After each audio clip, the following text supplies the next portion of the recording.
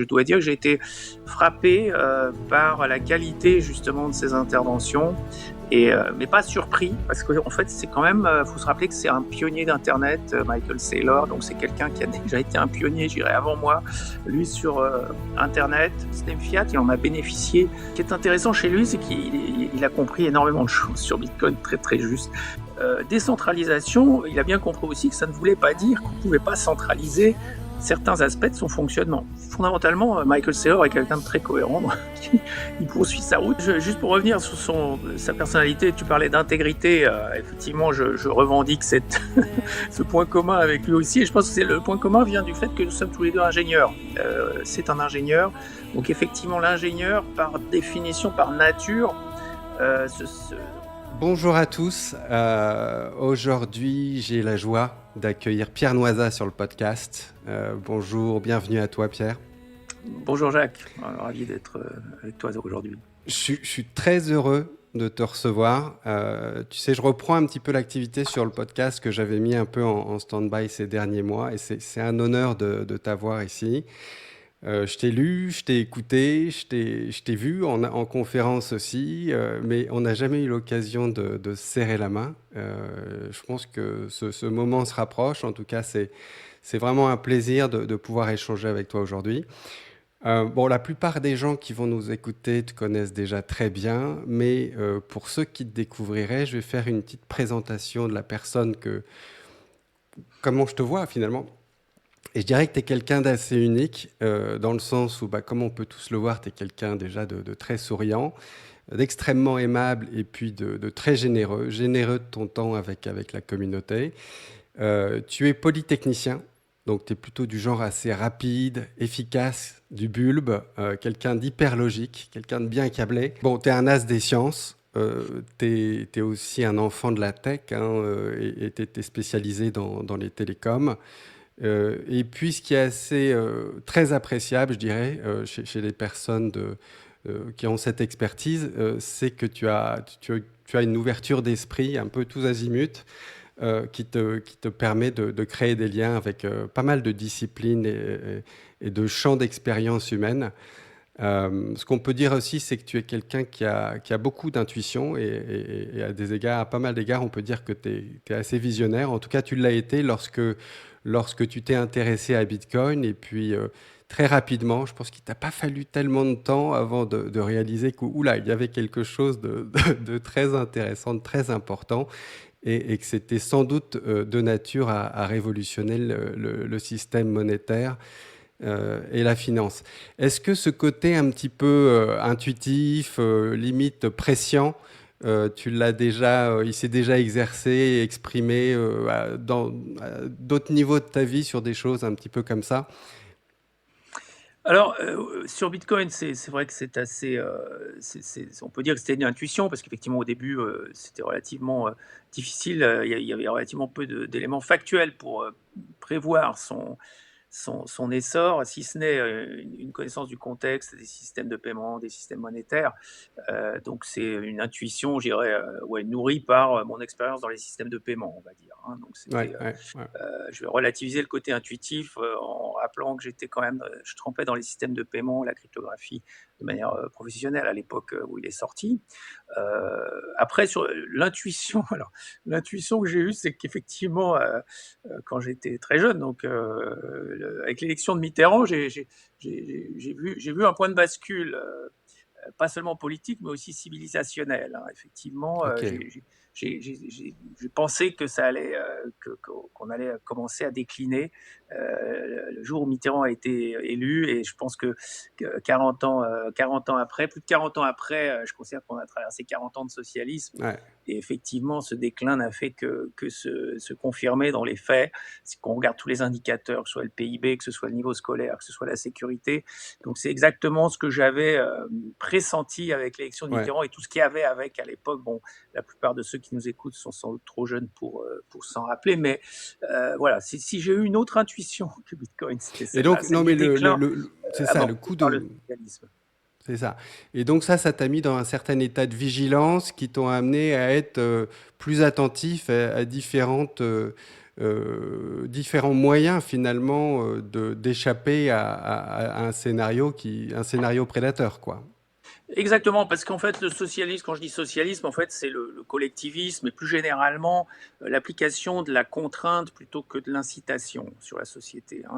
Ce qui caractérise ce que les gens appellent la droite ou les libéraux, c'est en fait le fait qu'ils reconnaissent le pouvoir des incitations économiques, énergétiques, donc hein, sur les gens, et pour qu'ils fassent les bons choix à niveau individuel et que du coup tout le collectif en profite. À l'inverse, la gauche, c'est plutôt la coercition et le contrôle, c'est pas les incitations, donc c'est la contrainte. Et ça, on voit que ça marche évidemment beaucoup moins bien, puisque la contrainte, elle est appliquée de manière centrale par des décideurs, évidemment, contrairement aux incitations qui, elles, jouent leur rôle au niveau individuel, je dirais microéconomique. Donc l'efficacité de la contrainte est évidemment bien moindre que celle des incitations.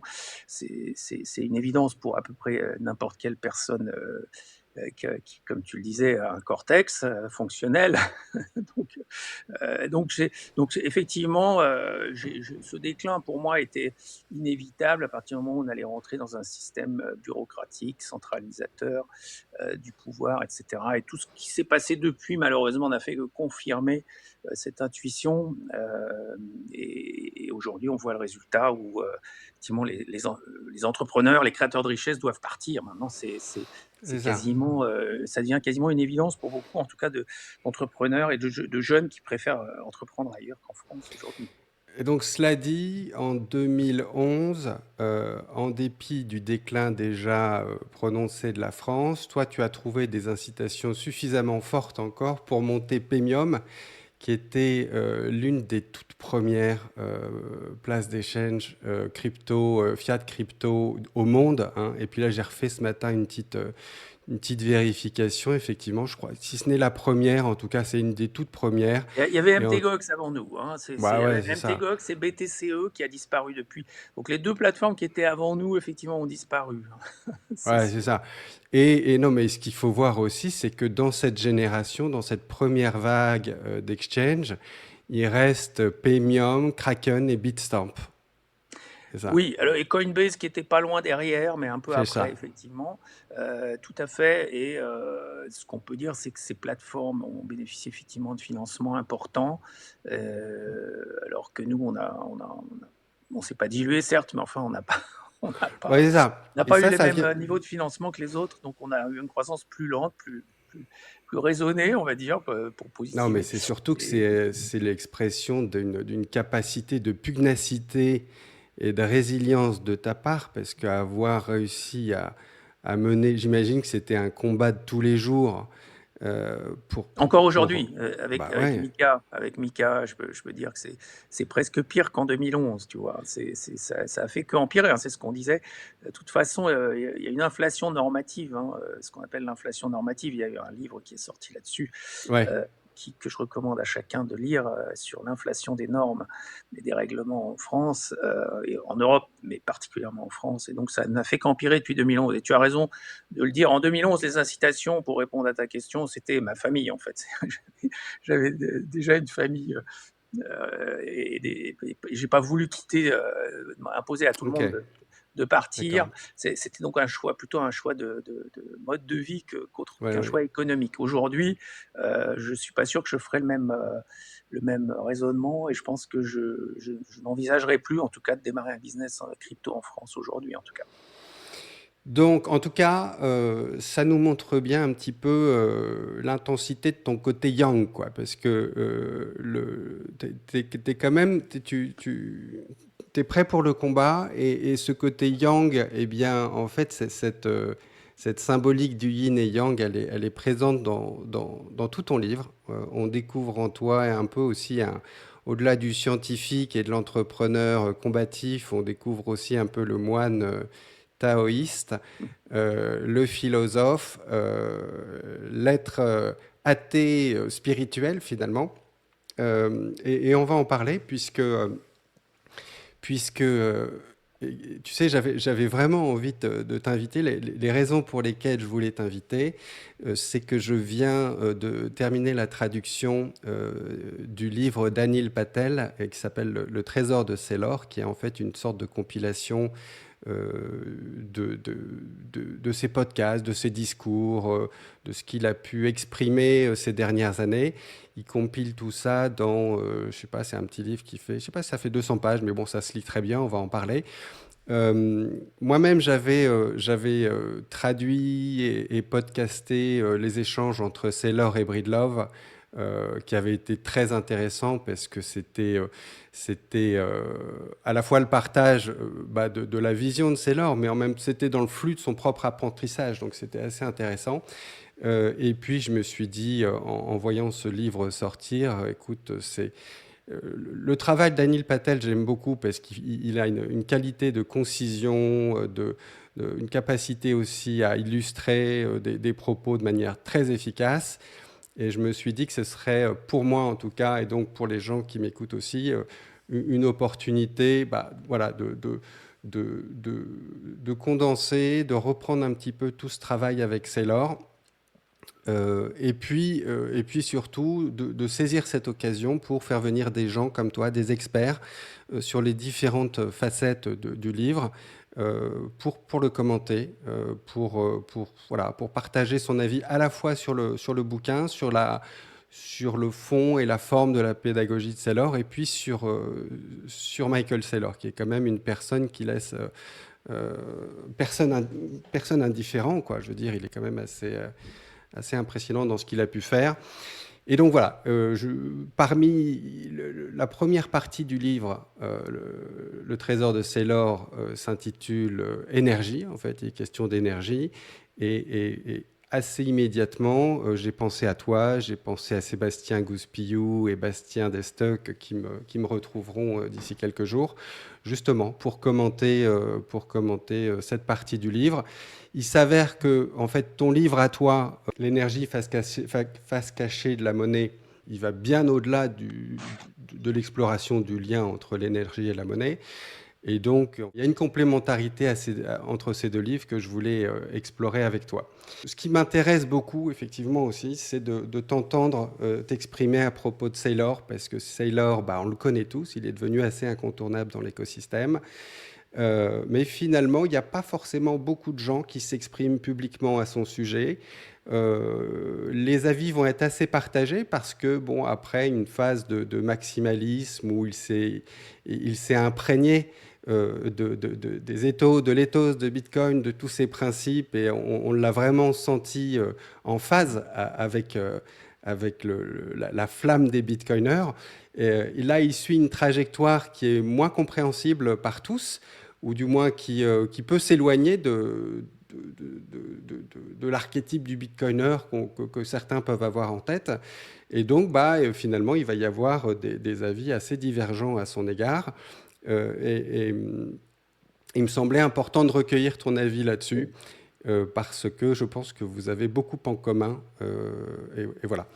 Donc, est-ce que toi, tu le connais, Saylor? Est-ce que tu l'as déjà rencontré? Parle-moi un petit peu de ton lien avec lui, du regard que tu peux porter sur sa personnalité, Alors, son caractère, son travail. ouais, je l'ai pas rencontré personnellement, l'ai croisé à BTC Prague, pour tout dire, assez récemment, donc, hein, parce que c'était l'année dernière. Mais je ne le connais pas personnellement. Par contre, j'ai suivi ses interventions sur YouTube, etc., ses interviews, et je dois dire que j'ai été frappé par la qualité justement de ses interventions. Mais pas surpris, parce qu'en en fait, c'est quand même, faut se rappeler que c'est un pionnier d'Internet, Michael Saylor, donc c'est quelqu'un qui a déjà été un pionnier, je dirais, avant moi. Lui, sur Internet, moi j'étais sur Internet, j'étais suiveur, franchement, Tu le connaissais un petit peu déjà à l'époque? Tu avais entendu parler ah de bah, lui ou... il Ah ouais, était connu déjà. dans le monde de la tech américaine. Moi-même, j'ai étudié et travaillé aux États-Unis dans les années 90, donc j'ai d'ailleurs fait mes premiers pas sur Internet là-bas. Et donc, oui, MicroStrategy, c'est une société de la tech bien Hmm. connue, très B2C d'ailleurs, d'une certaine manière. Et The Donc Mobile c'était Wave, son bouquin, tu t'avais entendu parler de ça aussi ou quoi? non, je connaissais pas en tant qu'auteur, je connaissais juste en tant qu'entrepreneur. Et donc on a au moins un point commun, c'est que lui a été un pionnier d'internet, et moi, alors que moi j'étais plutôt un pionnier de Bitcoin. Mais par contre, et donc ce qui est intéressant, c'est qu'il a finalement plongé dans le sujet Bitcoin que en 2020, ce qui pour un pionnier d'internet est un peu surprenant. J'aurais pensé qu'il serait dès le début sur le sujet, mais non, il a attendu pas mal. Et en fait, c'est quelqu'un qui a, comme tu parlais d'ouverture d'esprit, qui a une vraie ouverture d'esprit, parce qu'il a baigné finalement dans le système fiat, il en a bénéficié. Il est devenu, avec une société cotée, donc il a forcément été exposé à toutes les problématiques d'émission d'actions et d'obtention de prêts, enfin de gestion d'une dette. Et ce qui est intéressant chez lui, c'est qu'il a compris énormément de choses sur Bitcoin, très très juste. Notamment, ses réflexions sur la complexité sont très intéressantes. C'est-à-dire il a bien compris que la complexité qui existe dans les autres cryptos, et justement, met en valeur la simplicité de Bitcoin. Et en fait, faire quelque chose qui fait une chose très bien, c'est ce que fait Bitcoin, la décentralisation. Il faut pas oublier que la décentralisation, c'est la caractéristique la plus importante des crypto-monnaies, parce que sinon, des systèmes centralisés de monnaie, il en existait, et il en existe depuis bien longtemps. Donc la seule caractéristique vraiment intéressante des crypto-monnaies, c'est d'être décentralisé. Et il a bien compris que ce qui distingue Bitcoin, ce qui en fait le succès, et ce qui en fait le succès aussi dans le long terme, c'est sa simplicité, puisqu'il n'est conçu que pour rester décentralisé le plus longtemps possible. Et décentralisation, il a bien compris aussi que ça ne voulait pas dire qu'on ne pouvait pas centraliser certains aspects de son fonctionnement. Et en particulier, ce qu'il a industrialisé depuis avec Strategy, avec sa nouvelle société, sa BTC Treasury Company, c'est de ponctionner le marché de la dette, en gros d'emprunter pour acheter des bitcoins, et ce faisant, j'irais faire imploser le système fiat, j'irais de l'intérieur. Il a fait de l'entrisme quelque part avant tout le La monde. fameuse Donc, attaque spéculative. voilà, il a fait de l'entrisme dans le système TradFi, dans le système financier traditionnel, en puisant dans ses ressources, dans les marchés de la dette, pour émettre des actions, acheter des bitcoins et émettre des actions. Donc il a exactement compris ce qu'il fallait faire pour faire exploser le système fiat, qui ne s'est pas dérobé, qui l'a fait. Donc ça a marché, en tout cas jusqu'à présent. Après, quand il y a un marché baissier à cause de la situation géopolitique en ce moment, baissier sur les marchés financiers en général, d'ailleurs, pas seulement sur Bitcoin, bon, bah, ça perturbe un peu la trajectoire de la BTC Treasury Company, mais je pense que c'est un modèle qui est valide dans la durée, donc je suis sûr que ça va continuer. Oui, donc toi, tu Et en tout vois cas, pas voilà, finalement ça en fait de... quelqu'un de très très intéressant, effectivement, dans l'écosystème, et de très particulier, je trouve, par rapport aux autres intervenants de l'écosystème Bitcoin. Oui, donc de ton point de vue, il n'y a pas eu de divergence, il n'y a pas eu de changement de cap sur ce qu'il a toujours exprimé. Il est toujours dans une même continuité. Euh, Ah son, oui, son ob- je pense qu'il est très cohérent. Justement, c'est quelqu'un qui est très cohérent, parce que c'est, tu sais, les systèmes philosophiques, ce qui fait qu'un système philosophique existe et est intéressant, c'est sa cohérence, hein. Je pense notamment le système philosophique d'Anne Rand autour de l'individualisme. Bon, c'est un système philosophique très cohérent. Celui de Nietzsche aussi peut être vu comme très cohérent, etc.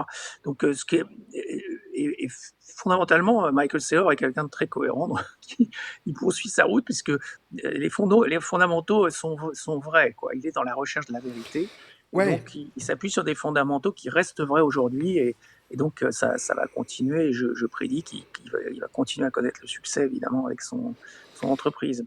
moi je me trouve dans cette situation où je dois bien reconnaître que j'ai pas les capacités cognitives, les expertises requises pour avoir vraiment beaucoup de discernement sur ce qu'il est en train de faire aujourd'hui, sur les risques qui sont liés aussi au fait finalement euh, cet entrisme dont tu parles, il n'est pas non plus sans risque, hein, puisque il est pour lever les fonds et mener cette attaque spéculative, il faut qu'il soit indexé, il faut que les indexeurs l'incluent dans la liste des boîtes qui peuvent bénéficier des investissements passifs, ce genre de trucs.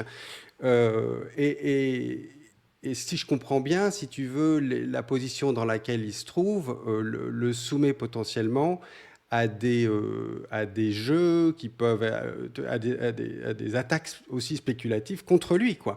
Bien sûr, Donc, bah, le listing dont tu parles, effectivement, d'être inclus dans le S&P 500, enfin l'équivalent du CAC 40 américain, c'est effectivement un gros enjeu puisque ça lui ouvrirait les portes d'investissement encore plus des gros importants. robinets, quoi. Ouais. Voilà.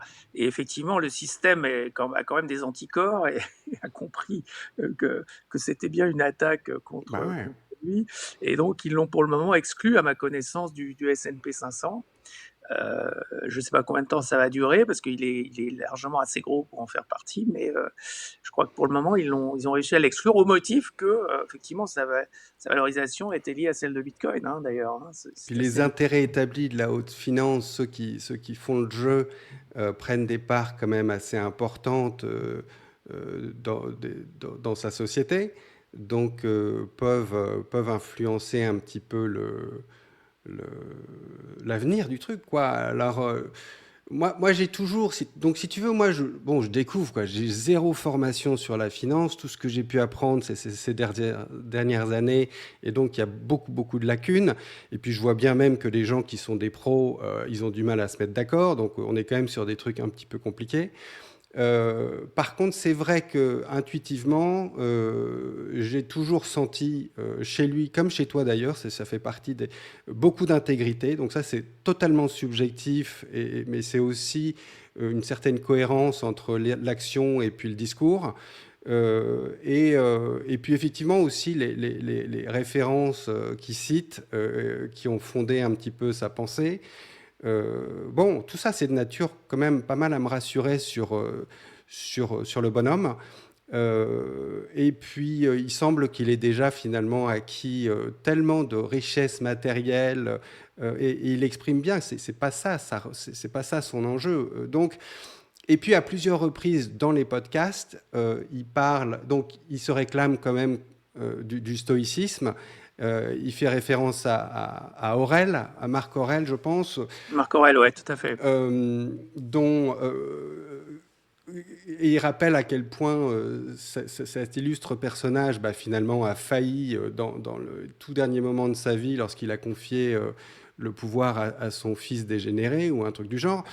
Et en fait, quelque part, moi, je me souviens quand j'avais traduit ce podcast, il est très conscient du fait que la personne la plus vertueuse possible peut succomber, peut faire des erreurs fatales.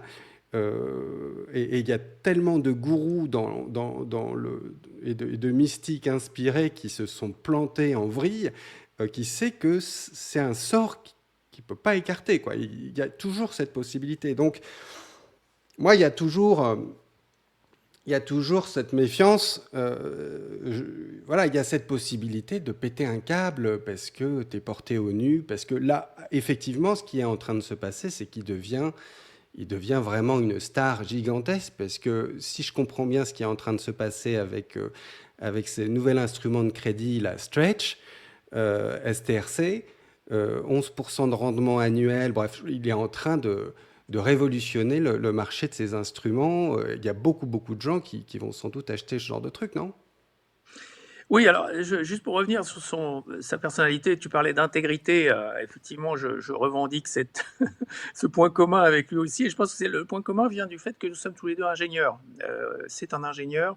Donc, effectivement, l'ingénieur, par définition, par nature, recherche la vérité. Il est pas il raconte pas d'histoire au sens propre du terme, parce qu'il sait pas. Hein. Il sait pas et il n'est pas à l'aise quand il raconte des histoires. C'est pour ça que les ingénieurs travaillent pas dans le marketing d'ailleurs, parce que le marketing c'est justement raconter une histoire autour d'un produit. pour créer de l'émotion et créer une envie chez le client. L'ingénieur, lui, il est sur le produit, il est sur la recherche de la vérité du produit. Et c'est clairement ce qui ressort de ses interventions à Michael Saylor, et c'est sa culture d'ingénieur qui ressort là-dedans. Et quand tu parles d'intégrité, en fait, je pense que tu fais référence à ça, hein, fondamentalement, à cette espèce de sincérité C'est ça. qui est perçue du fait que on sent que la personne en face est dans la recherche de la vérité et non pas en train de te raconter des histoires. Et c'est ça qui donne cette impression, ce ressenti tout à fait juste d'intégrité et de sincérité. Et c'est des points communs que, moi, évidemment, quand on est dans cette logique, on décèle ça immédiatement chez son interlocuteur, et c'est quelque chose que je ressens aussi vis-à-vis de Michael Saylor. Et moi, c'est ce qui m'a, si tu veux, c'est ce qui m'a sauvé quelque part et qui m'a permis de reconnaître et de me brancher sur Bitcoin parce que j'avais pas forcément justement les capacités cognitives pour en apprécier tout le génie, toute l'élégance. Quand j'ai découvert le truc, j'ai senti qu'il y avait quelque chose.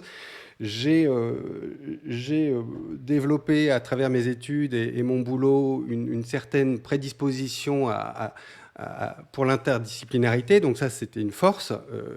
Et Bitcoin a attisé ma curiosité. Puis assez vite, j'ai trouvé Andreas Antonopoulos, qui n'est pas un gars dont je partage toutes les idées, ou en tout cas, c'était certainement pas le cas à l'époque, mais j'ai tout de suite reconnu la même intégrité, c'est-à-dire la même quête de vérité. Et de manière générale, sur Terre, c'est très difficile et c'est sans doute assez, ce serait dommage de ne prendre de ne s'inspirer que de gens dont on valide tout, quoi. Tu peux pas tout valider chez les gens. Il faut accepter qu'il peut y avoir des parts que tu comprends pas, des parts où ils se plantent que tu vois pas. Mais il faut prendre le bon. Et en l'occurrence, il me semble, et chez Saylor, il y a quand même beaucoup de sagesse qu'ils partagent, beaucoup d'expériences de vie, beaucoup d'expériences entrepreneuriales, beaucoup de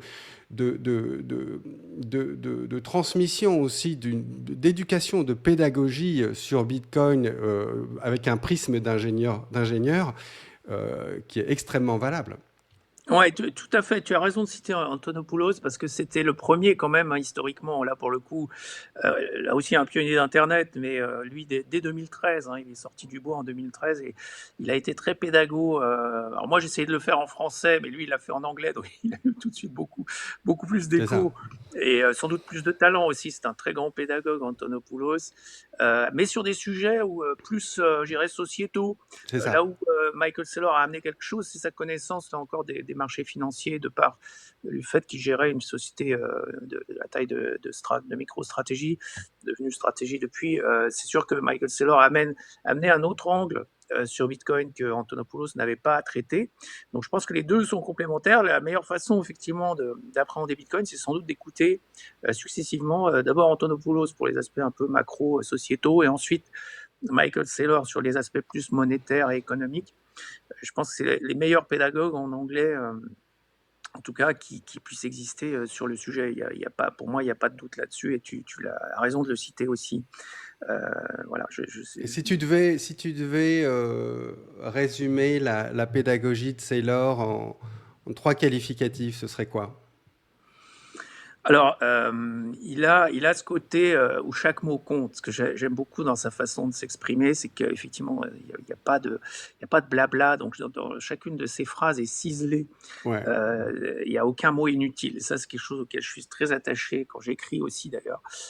Quand j'écris, quand je me relis, je me dis, mais quel mot je peux enlever, en fait, pour que mon style soit encore plus concis et fluide et précis. Ça oblige à la précision. Et donc, il a ce côté stylistique aussi qui va avec son intelligence exceptionnelle, hein, mais aussi ce côté pédago. Donc, chaque mot compte et a son sens. Chaque mot est à sa place. Donc, ça, c'est vraiment une de ses caractéristiques, je trouve, lorsqu'il s'exprime. Et ensuite, la justesse de ses réflexions sur des concepts assez complexes, comme justement, là, on parlait de complexité, hein, et de simplicité par rapport au design de Bitcoin. Donc, la simplicité, effectivement, au cœur du concept du design de Bitcoin, et tous les gens qui veulent compliquer le protocole ou rajouter des choses au protocole sans trop se poser de questions sont à critiquer, il faut faire preuve d'un grand discernement. D'ailleurs, il y a en ce moment un débat assez intéressant que tu dois suivre sur l'histoire des attaques quantiques, donc la proposition notamment de Dan Robinson, Pax, qui propose une solution pour gérer les adresses vulnérables aux attaques quantiques, sachant qu'on passera sur des adresses quantum résistantes,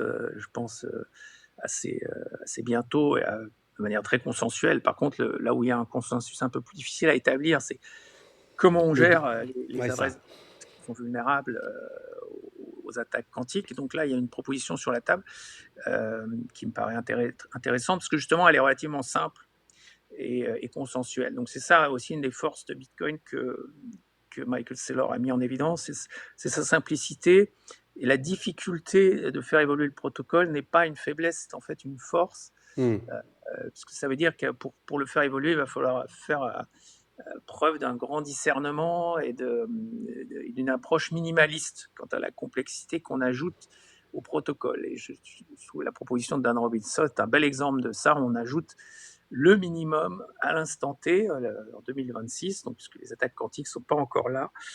Il ajoute quelque chose qui est une pépite pour la suite, c'est-à-dire quelque chose qui permet de se protéger, commencer à se protéger dès maintenant sans avoir à modifier le protocole réellement et de manière à arriver à un consensus sur plusieurs années. Donc ça me paraît typique de la façon dont il faut gérer une infrastructure comme le réseau Bitcoin, c'est-à-dire le faire évoluer par petites touches successives mais minimalistes et en face d'impératifs vraiment incontournables, comme par exemple l'arrivée des ordinateurs quantiques, qui là pour le coup est une chose prévisible et incontournable pour le futur, mais qui n'est pas une menace immédiate. Dont il Donc ça, parle pas trop, lui, hein. Il en parle pas trop, sans doute parce qu'il s'adresse à un public assez large qu'il faut pas inquiéter avec de nouveaux risques, Oui, tu as etc. raison. Moi, j'en parle parce que là, je pense que ton Ouais. public est assez averti.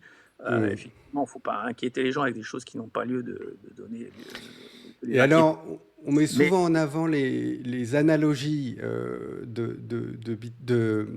de Saylor, un petit peu comme Jésus s'exprimait aux foules par des paraboles qui avaient le mérite de bien transmettre l'essence du propos sans avoir à exiger une compréhension des principes et de la mécanique et des liens de causalité, etc. Dans quelle mesure ça te semble pertinent? Est-ce qu'il y a des limites à leur utilisation, à leur surutilisation? Euh, alors, il y a une analogie, moi, que j'utilise fréquemment, enfin, que j'essaie de faire passer, c'est celle de l'infrastructure. Rappeler aux gens que Bitcoin, c'est une infrastructure de paiement comme un pont sur une ouais, rivière, est une infrastructure de transport. Alors pourquoi j'utilise l'analogie du pont? Parce que le pont a pas mal de caractéristiques communes avec Bitcoin, puisque justement c'est une infrastructure. C'est-à-dire que ça a de la valeur, et pourtant ça ne génère pas de cash flow. Enfin, ça ne génère pas nécessairement de cash flow. C'est-à-dire que si le pont est gratuit, il génère aucun cash flow. Il a même un coût de construction, mais il génère aucun cash flow. Et pourtant, il crée de la valeur pour la communauté, puisqu'il va permettre d'économiser énormément d'énergie pendant toute sa vie utile par rapport aux détours qu'il faudrait faire si le pont n'existait pas. Donc le pont est une très bonne analogie pour expliquer la valeur du réseau Bitcoin en tant qu'infrastructure. Vraiment, ouais. et l'histoire, ça permet aussi d'illustrer la valeur du Bitcoin comme avec un sous-jacent. Le sous-jacent du Bitcoin, c'est précisément l'infrastructure. Et je compare le Bitcoin à un droit de passage sur le pont. Ouais, Parce que pour, tu ouais, fais parce que bien ce travail dans ton livre où tu dis c'est avant tout un réseau et tu déclines, tu listes toutes les caractéristiques assez uniques de ce réseau et sur lesquelles s'échange un jeton dont la politique monétaire est également très intéressante, quoi. voilà, c'est ça. C'est-à-dire que c'est un droit de passage sur l'infrastructure Bitcoin. Il faut avoir des Bitcoins pour utiliser l'infrastructure Bitcoin. Donc il y a une demande pour utiliser cette infrastructure. S'il y a une demande pour utiliser cette infrastructure, bah, il y a une demande pour les droits de passage que sont les Bitcoins. Donc ça explique le côté demande pour les Bitcoins. De même que si tu as un pont donc qui ne demande pas de péage, mais qui demande de présenter une carte de passage pour l'utiliser, voilà, et que la carte de passage n'a pas de valeur faciale, elle n'est pas vendue en tant que telle, elle s'échange entre les gens de pair à pair ou sur des places de marché, et ben cette carte va avoir une valeur marchande en fait, même si elle a été émise pour zéro, distribuée par exemple gratuitement au constructeur du pont, hein, c'est l'analogie que je fais avec Bitcoin, eh bien, elle a une valeur marchande à l'instant T parce que le pont a une utilité à l'instant T. Les gens vont acheter la carte parce qu'elle va être moins chère. Ils vont l'acheter à un prix qui la rend compétitif par rapport aux droits des ponts à péage qui existent par ailleurs. Alors pour comparer Bitcoin à d'autres infrastructures de paiement, je compare le pont Bitcoin aux autres ponts qui seraient des ponts à péage, hein, parce que c'est les systèmes bancaires, il y a des frais bancaires évidemment, et surtout un pont où on décide quand il est ouvert, donc il est fermé la nuit, il est fermé les week-ends, et en plus on peut interdire à certains véhicules de l'employer, de l'utiliser. Hein. C'est un pont où il y a de la censure. Ce sont des ponts où il y a de la censure. Mm. Donc imagine un pont où il n'y a pas de censure, où tu peux utiliser H24. Et contrairement aux autres ponts, c'est pas un péage, c'est des cartes de passage qui s'échangent. Eh bien, tu arrives facilement à l'analogie. Ça t'explique en fait tout. Ça t'explique pourquoi, en fait, qu'est-ce qui sous-tend la valeur des bitcoins, qu'est-ce qui explique la valeur des bitcoins. C'est clairement l'infrastructure qui est en dessous. Alors, droit de passage ou droit de stockage, en fait, parce que C'est ça, c'est l'aspect ça. réserve de valeur, C'est pas spatial, c'est temporel aussi. tu étends l'analogie, si tu veux, du pont, tu fais l'analogie avec aussi un entrepôt. Un C'est ça. entrepôt sécurisé où je peux stocker des choses. En l'occurrence, je peux stocker les droits de passage en question. Donc, s'il y en a une quantité limitée, ils vont acquérir de la valeur à mesure qu'il y a de plus en plus d'utilisateurs sur le pont. Leur valeur va augmenter. Et je peux utiliser l'infrastructure de stockage également. Et là encore, on compare ça à la banque où tu as un stockage, certes, de tes euros, mais ils peuvent être confisqués. C'est pas toi qui as la clé de l'entrepôt, etc.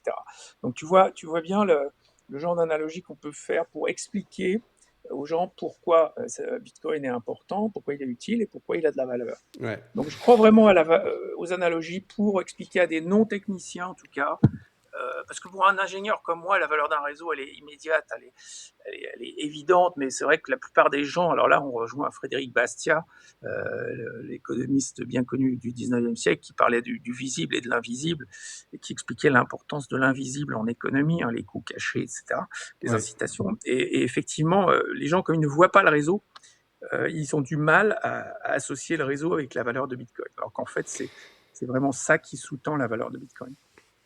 Ouais, et je pense justement qu'il est bon de voir ton livre et puis celui de Daniel Patel, là, Le Trésor de Saylor, comme deux livres très complémentaires, dans la mesure où eh bien, cette compilation de Daniel, ça se veut extrêmement accessible. Hein, c'est super facile à lire, ça demande pas d'effort du tout pratiquement. Je veux dire, c'est fait pour quelqu'un. Voilà, c'est les premières marches qui t'amènent en douceur à une compréhension de phénomènes un peu importants, sans que tu aies aucune connaissance préalable dans la discipline concernée, que ce soit sur la finance, l'énergie, etc. Alors que toi, ton travail, et on va en parler parce que j'aimerais qu'on passe un petit peu de temps à... Moi, ça m'a beaucoup plu ton livre. C'est un travail qui couvre énormément de terrain aussi, mais voilà, qui fournit quand même des bases un peu plus scientifiques et qui demandent un petit peu plus de concentration quand même.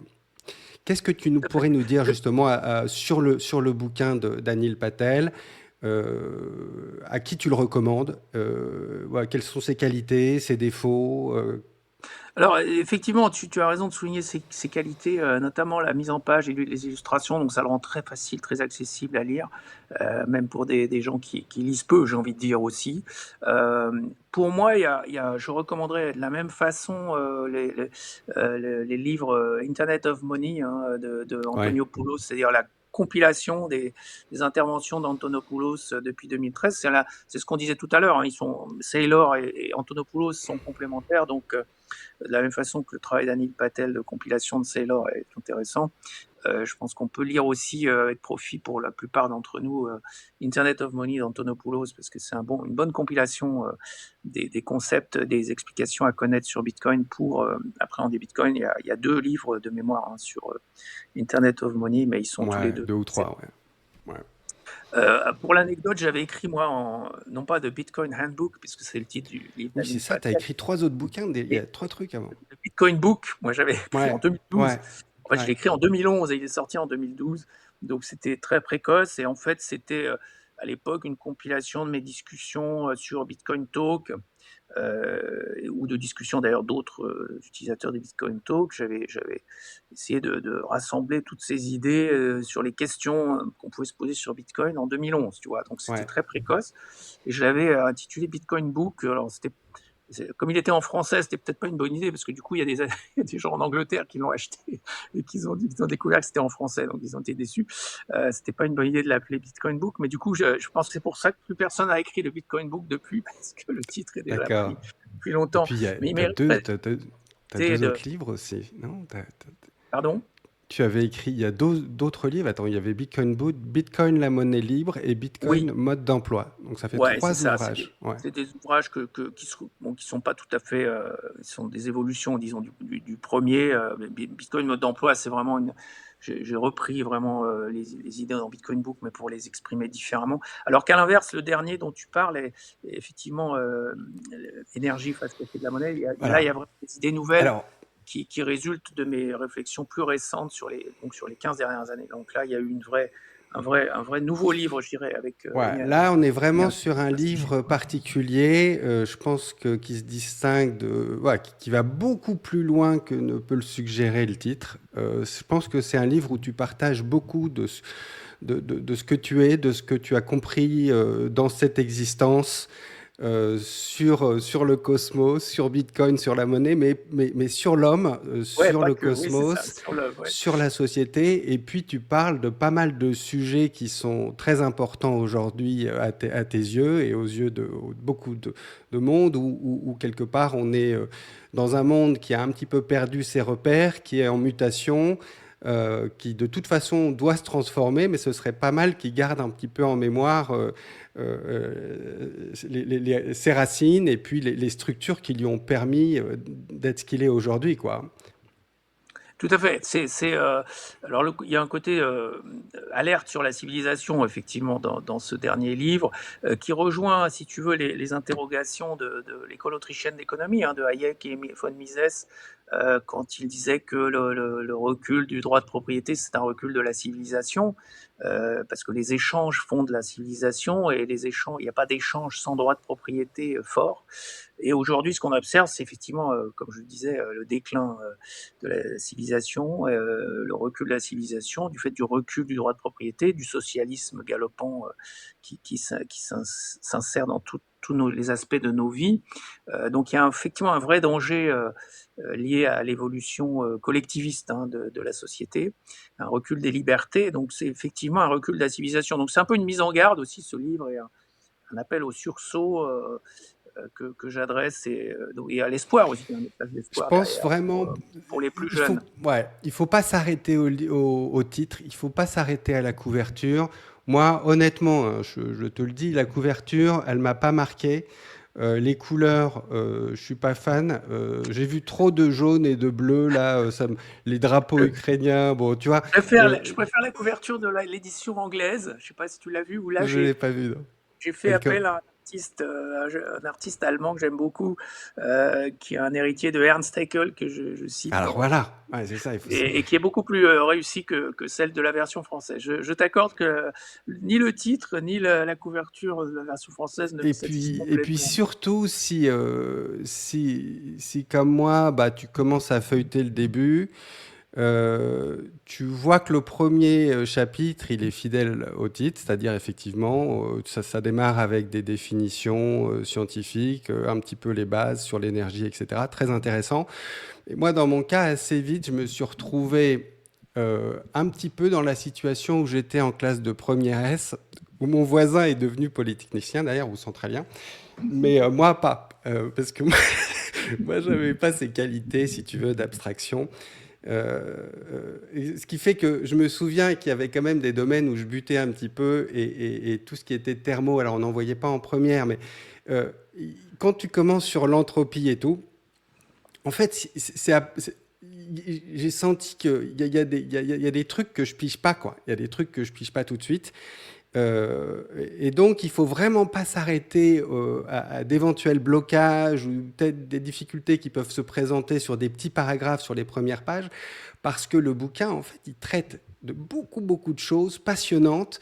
C'est finalement assez facile d'accès. C'est juste qu'il faut prendre son temps. Et puis, je dirais, il y a aussi il y a de l'émerveillement. En fait, tu parles de beaucoup de sujets, hein. C'est assez spirituel. Tu revendiques ton athéisme, mais on sent que tu es quand même très branché spiritualité. On parle de taoïsme, de bouddhisme. Il y a toute une réflexion. Alors, tu tapes pas mal fort sur le wokisme et sur ce que j'appellerais finalement des formes de religiosité qui sont sans doute assez obsolètes ou plus tellement en accord avec leur temps, puisqu'elles s'expriment dans un registre un peu mythique, magique, là où on est quand même passé à l'ère moderne depuis un petit moment. Et donc, euh, au fil des pages, tu es soit un petit peu, tu punis un petit peu, ou alors tu invites finalement à une évolution du cadre interprétatif des textes fondateurs des religions. Donc vraiment, ça traite de beaucoup de choses. Tu parles, alors on peut le dire, la première partie, donc scientifique, où il y a plein de choses intéressantes. Et finalement, moi, tu me donnes la possibilité, à travers ton bouquin, bah, d'approfondir cette question de l'énergie. En fait, j'ai bien compris, si tu veux, que ce fossé, ce gap, cette lacune que j'avais sur la question financière et monétaire et que j'ai en partie comblé avec Bitcoin, j'ai à peu près le même gap, fossé, j'ai le même niveau d'ignorance sur l'énergie qu'il faut que je comble. Et c'est avec des bouquins comme le tien que j'avance, quoi. Je vais avancer. Il y avait le bouquin de Václav Smil, là, Energy and Civilization, un gros pavé que j'ai acheté. J'ai dû lire 50 pages. Bon, bah, c'est bon. Maintenant, tu vois, j'ai fait Sailor. Là, j'ai fait Noisa. Et là, je vais faire Smil. Et c'est juste qu'il faut que j'accepte que ça prend du temps. Oui, Mais SMIL, c'est beaucoup de pages à lire, hein, SMIL, et c'est beaucoup de statistiques, effectivement, de voilà, données. c'est ça. C'est un peu Euh, trop descriptif à mon goût, mais voilà. SMIL est plus dans la description, l'état, comment dire, le constat. Il va pas trop sur le terrain philosophique ou sociétal, mais c'est très intéressant aussi de lire SMIL. Pour moi, c'est plus difficile d'accès, je trouve, SMIL, justement, comme tu dis, juste par le nombre de pages qu'il faut lire. ouais. J'ai voulu mon livre justement plutôt synthétique et concis, comme je disais tout à l'heure, dans un but pédagogique, mais ça ne dispense pas d'une lecture, parce qu'il y a une tonne d'éléments factuels qui est donné par Smil dans ses livres, qui est tout à fait intéressante aussi. Donc tu as raison de lire Smil aussi, Ouais. je le fais aussi d'ailleurs. Une première partie de ton bouquin, c'est une mise à jour des connaissances sur l'énergie. Et en fait, c'est important, et il t'en parle au début, tu dis, c'est c'est un concept qu'on va finir par s'approprier. Toi, tu es ingénieur, tu te l'as approprié très vite. Ok. Pour des gars comme moi, c'est le boulot que je fais maintenant dans ma vie. Tu vois. Jusqu'à maintenant, j'ai renoncé à faire ce travail. Là, je sens que ça va me donner des clés de lecture sur le monde qui sont quand même un peu utiles, quoi.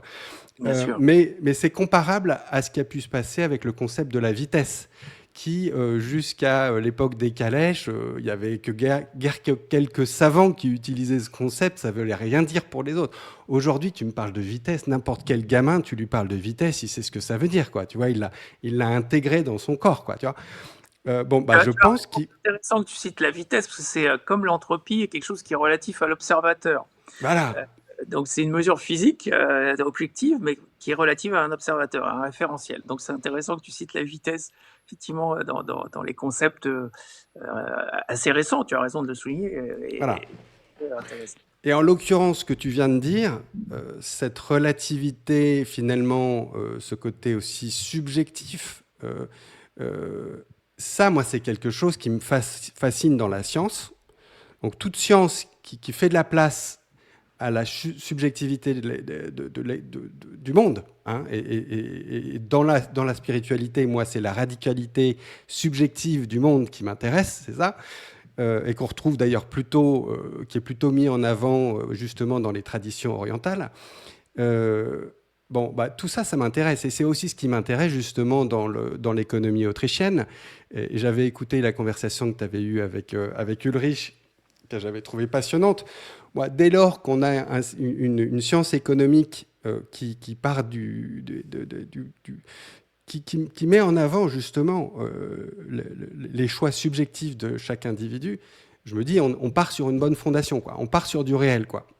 Et Exactement. alors Non, tu as là, tout à fait raison de le souligner parce qu'il y a des idées fausses qui circulent, des gens, des commentateurs notamment, qui sont pas scientifiques, mais contrairement à toi, ils n'ont pas compris. Ils n'ont pas compris que dans la science, il y a la notion de subjectivité en fait. C'est-à-dire que la notion de référentiel existe voilà, scientifiquement. Elle est applicable à des concepts comme vitesse ou entropie. Donc voilà. c'est intéressant que tu l'aies compris parce qu'il y a tellement de gens qui ne sont pas ingénieurs qui eux ne l'ont pas compris. Donc merci à toi. Et alors, ce qu'il faut voir, c'est que dans ton bouquin, chacun. Alors, je pense que si la personne achète ton livre et se dit, OK, je vais prendre mon temps et je vais être sensible à différentes choses, et sur le reste, je vais bosser pour apprendre, eh ben, je pense qu'il y a vraiment moyen de se faire plaisir. En tout cas, moi, j'ai pris des bonnes claques comme je les aime, c'est-à-dire des bonnes prises de conscience. Et à propos de l'entropie comme un phénomène relatif, tu as utilisé cette image du faucon, ou en tout cas de ce rapace qui réunit des informations sur sa proie et sur l'environnement et qui va donc réduire son entropie et qui va exporter de l'entropie. Alors il y a en même temps ce truc hallucinant. Moi, je lis ça, je- c'est effectivement un nouveau prisme de lecture de la réalité que j'ignorais totalement. Est-ce que tu peux nous raconter un petit peu de cet exemple et... Oui, tout à fait, tu as raison de le rappeler, c'est parce que c'est assez pédago, je trouve. Effectivement, le rapace, il réduit son entropie en prenant de l'information de son environnement, donc son Parce que tu incertitude. expliques que l'information, c'est de la négantropie, c'est ça? Voilà, ça, quand tu gagnes de l'information, tu réduis ton entropie. Il y a un signe moins qui se balade, donc ça facilite pas la compréhension pour ceux qui ont du mal avec les maths. C'est vrai que ça n'aide pas quand il y a un signe moins qui se balade, ça n'aide pas. Non, mais Mais l'entropie, c'est le chaos, c'est le désordre. Et donc, c'est le manque d'information. Voilà, ouais, d'accord, c'est ça. c'est le manque d'information parce que les notions de chaos et de désordre sont un peu C'est pareil, surjouées. c'est subjectif. Voilà, je pense qu'il vaut mieux parler de manque d'information. Donc l'information du faucon va lui permettre d'être plus efficace dans sa chasse et du coup, ça veut dire que l'entropie de ses proies a augmenté. Puisque pour les proies, le faucon est une entropie, c'est quelque chose d'inattendu, quelque chose qui fait partie de leur environnement, mais qui crée de l'incertitude dans leur environnement sur un point fondamental qui est leur survie, la survie des proies. Et Donc, c'est dynamique. Et c'est et ça dynamique parce que plus... change tout le temps, mais ce qui est sûr, c'est que quand le faucon fait l'acquisition d'une proie, donc il a capté de l'information de son environnement, il a réduit son entropie, bah, l'entropie de la proie, elle, a sacrément augmenté, donc il C'est a ça. bien exporté de l'entropie vers l'environnement. Donc il y a effectivement ces concepts-là qui sont expliqués scientifiquement par Prigogine, hein, le savant que je cite, qui est vraiment mon mentor, je dirais, dans tout ça, qui est la personne admirable, hein, prix Nobel de chimie 1977, il y a Prigogine, qui a formulé le troisième principe dont je parle abondamment dans le livre, donc il explique tout ça très bien. Mais effectivement, l'entropie, c'est un concept très abstrait, encore plus abstrait que l'énergie. Et l'énergie, donc, comme je disais, l'entropie, c'est subjectif, c'est relatif à au référentiel d'observateur. Donc, on voit bien que l'entropie de la proie et l'entropie du faucon ne vont pas être mesurées égales, elles sont relatives à leur référentiel à chacun. Et l'énergie, à l'inverse, c'est une grandeur absolue, c'est quelque chose qui ne dépend pas du référentiel, puisqu'il y a le principe de conservation, on ne peut pas la créer, on ne peut pas la détruire.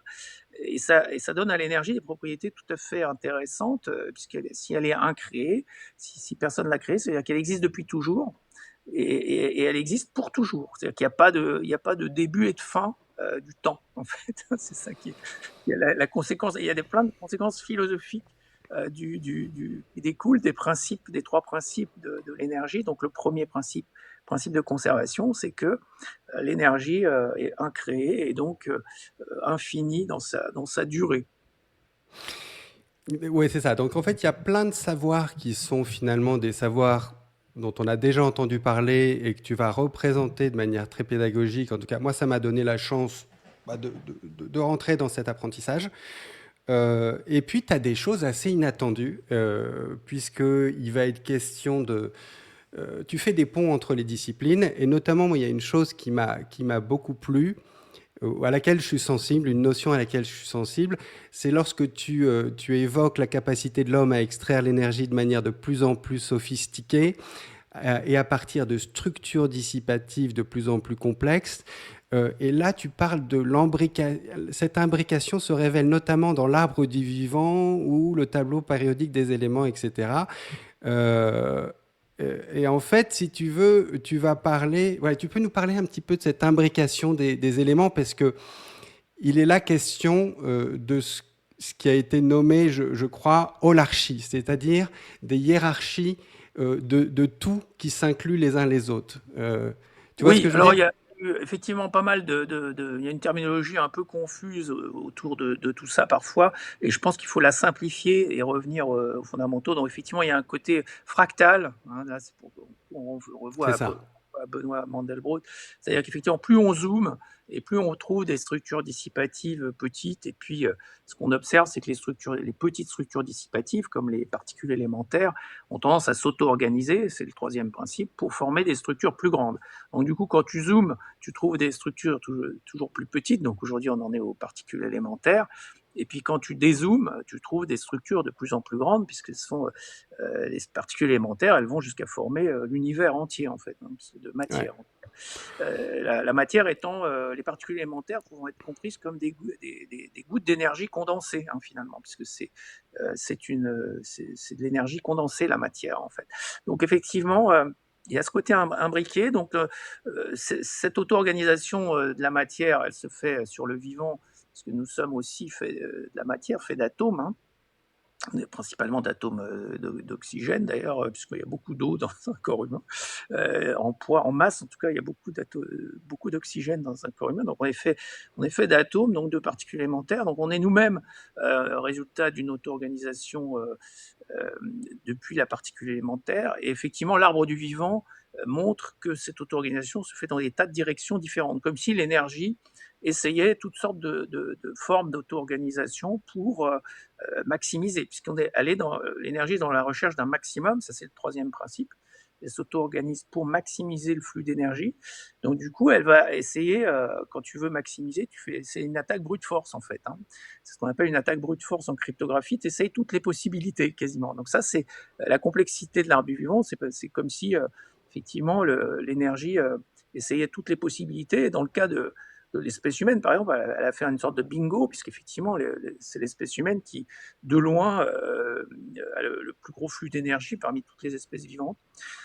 Donc, sachant que l'espèce elle-même est donc une structure dissipative, et l'individu aussi, hein, nous sommes nous-mêmes une structure dissipative, on utilise l'énergie chimique des aliments pour produire du travail et de la chaleur. Et l'espèce, elle utilise les membres de l'espèce pour capter de l'énergie et la transformer.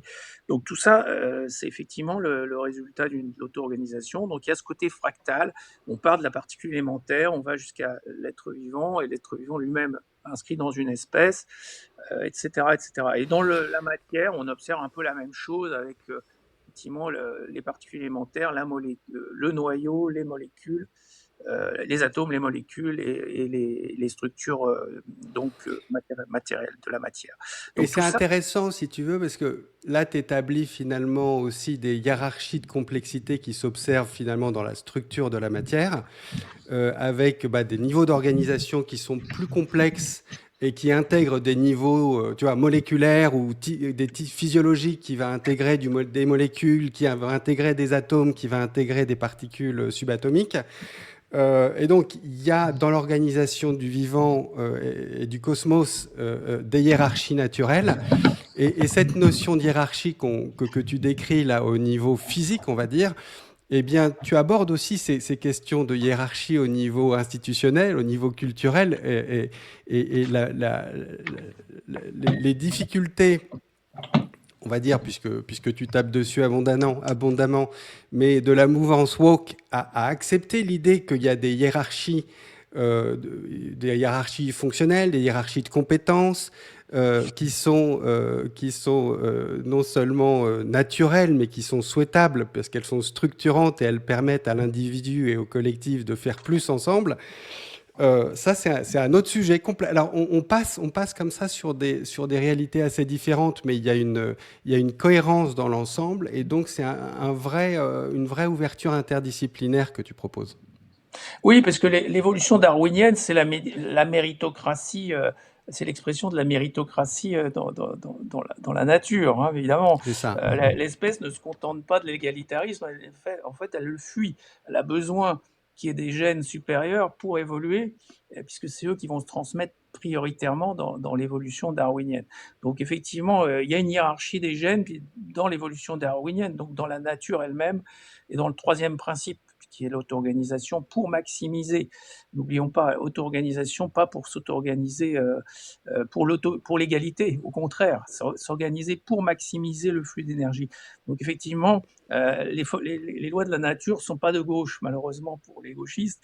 Et ce qui est intéressant, c'est qu'on observe aussi du fait de ce désalignement, disons, des gens, des collectivistes par rapport aux lois de la nature, on observe qu'ils sont moins heureux. Enfin, je sais pas, il y a eu des études récentes qui montrent qu'ils sont moins heureux, qu'ils sont plus déprimés, etc. Parce qu'effectivement, ils sont confrontés, ils sont en collision avec le réel quasiment constamment, puisque leurs idées se fracassent sur le réel. Je rappelle que le communisme n'a jamais marché nulle part. Enfin, le socialisme, il a été essayé plein de fois au 20e, au 19e, au 20e siècle. En tout cas, il a conduit qu'à des catastrophes, hein, comme Cuba, la Corée du Bah, Nord, c'est là etc. où c'est intéressant, je trouve, vraiment ce que tu apportes. Les lois de la nature valident en fait le libéralisme complètement. Et quand on est collectiviste, on va effectivement à l'encontre des lois de la nature. Donc, pas très étonnant que tout ça se fracasse sur le réel constamment et ne provoque que misère et Mais tu vois, malheur. là, quand je t'écoute, là, à l'instant, ce que j'entends, ça va être un discours qui est plutôt imprégné de ton yang, de ton énergie yang, quand tu tapes sur les socialistes, quoi, en Oui, gros. c'est pas consensuel, tu as raison. Mais ce que je veux, et ce qui est Ouais, appréciable dans ton livre, et donc qui caractérise ta pensée et qui n'est pas nécessairement le message que tu exprimes le plus souvent en public, c'est justement cette nuance que tu apportes par le biais de ces référentiels orientaux, le taoïsme où tu expliques bien finalement la nécessité d'un apport yin et yang, collectif, individuel, etc. Je trouve que le fait que tu reconnaisses assez vite dans ton livre l'utilité, les insights, les discernements que permet l'utilisation d'autres référentiels conceptuels, donc en l'occurrence là le taoïsme, c'est-à-dire d'autres systèmes de symboles, ça me laisse penser, si tu veux, que tu reconnais que de toute façon, il y a une distance entre la carte et le territoire, qu'il peut y avoir, belle référence à Welbeck. il peut y avoir différentes cartes qui vont décrire le même territoire et pour lesquelles on va voir qu'il y a pas mal d'overlap, mais certaines cartes, tu vois, moi c'est un truc, ce que tu décris, le wokisme, ça a été décrit par un gars qui s'appelle Ken Wilber, je ne sais pas si tu connais, comme, alors, à mon avis, ça va te plaire énormément. Le wokisme, c'est l'expression pathologique d'un système de valeurs postmoderne. Donc le postmodernisme, c'est pas que négatif. Il y a quand même des réalisations aux prémices du postmodernisme. Il y a des réalisations qui sont intéressantes, notamment en termes de la reconnaissance de la relativité des savoirs, qui est une réalité. Je veux dire, c'est ce que je suis en train de décrire, le fait que tu peux avoir différentes cartes pour exprimer le même territoire. Tu vois, moi, je me suis retrouvé quand même confronté, comme c'est souvent le cas à beaucoup de gens, face à des événements dans ma vie, des phénomènes, des difficultés de santé ou autres, qui n'ont pas d'existence dans le modèle rationnel, mécaniste, moderne, occidental. Alors tu es vraiment emmerdé et tu es content de trouver un acupuncteur ou un machin qui va te soigner par un truc qui est juste, même qui n'a pas le droit d'exister dans le système. Tu vois. Donc tu es content d'avoir différentes cartes. Et donc l'apport finalement du postmodernisme, c'est de reconnaître une certaine pluralité des visions du monde, et donc un certain relativisme des savoirs. Et là où il se plante total, c'est qu'il voit dans les... ils vont confondre diversité et égalité. Ils vont vouloir tout aplanir. Ils vont refuser tout élément, tout discernement en termes de supériorité dans la capacité explicative de telle carte sur tel aspect du territoire. Tu vois ce que je veux dire? Tu peux accepter que le modèle occidental, il a ses limites par rapport à d'autres modèles, parce qu'il y a certains reliefs du territoire qui manquent complètement. Il y a des trucs qu'il ne voit pas du tout. Et en plus, il est orgueilleux, il est dans un déni, il a décidé que ça n'existait pas, la montagne, là. Mais ça ne doit pas t'empêcher de reconnaître que sur plein d'autres facettes, il est tellement supérieur dans sa capacité à rendre compte du territoire. Tu vois ce que je veux dire? Oui, tout à fait, tout à fait. Et, Je pense qu'il y a une question d'équilibre entre l'yin et le yang, effectivement, et qu'aujourd'hui la société est devenue très yin. Effectivement, yin, c'est le collectivisme, hein, c'est effectivement l'appartenance au groupe, la connexion aux autres, etc. Alors que yang, c'est la capture d'énergie. Donc c'est des choses qui sont complémentaires, hein, parce que ouais. la connexion aux autres, ça réduit l'entropie, donc ça facilite la capture d'énergie aussi. Donc tout ça est complémentaire. Mais quand il y a un déséquilibre entre le yin et le yang, bah, il y a effectivement ce qu'on observe aujourd'hui, le recul de la civilisation. La civilisation occidentale est devenue trop yin, Ouais. et du coup, elle est trop collectiviste, et du coup, elle périclite, parce qu'on a perdu cet équilibre entre le yin et le yang. Donc, Ouais. effectivement, il y a des leçons à tirer de ces sagesses orientales et de la science, quoi. C'est un peu ça le Et je- message. Effectivement, et quand tu vois le profil de personnalité des bitcoiners, il y a des petites analyses statistiques qui ont été faites bon, sur des échantillons qui sont limités, puis qui sont surtout représentatifs de la faune crypto Twitter. Donc, bon, c'est un sous-échantillon, mais bon, eh bien, si tu veux, en termes de MBTI, on se retrouve sur des profils assez spécifiques qui sont, à mon avis, extrêmement yang.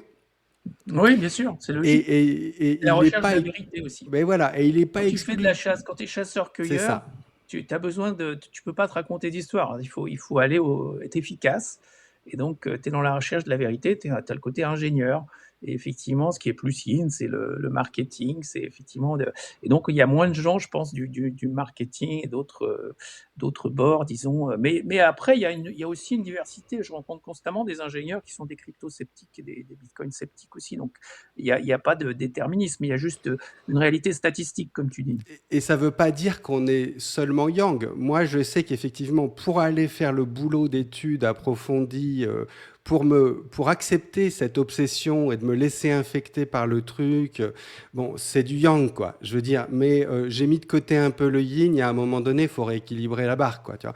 Mais quelque part, on est content que le monde soit Oui, peuplé d'autre chose que juste des exactement. bitcoiners dégénérés, quoi. Et nous, Exactement. notre job sur Terre, c'est d'aller chercher cette info, c'est de partir à la chasse et de prendre des coups et de se cailler sous la grotte en hiver quand ça fait froid et que t'as personne pour te consoler, et de ramener l'info. Et ensuite, ce que tu dis, c'est que l'homme, il apprend par capture de l'énergie, capture de connaissances. Donc ça, c'est ce qu'on est en train de décrire, connaissance.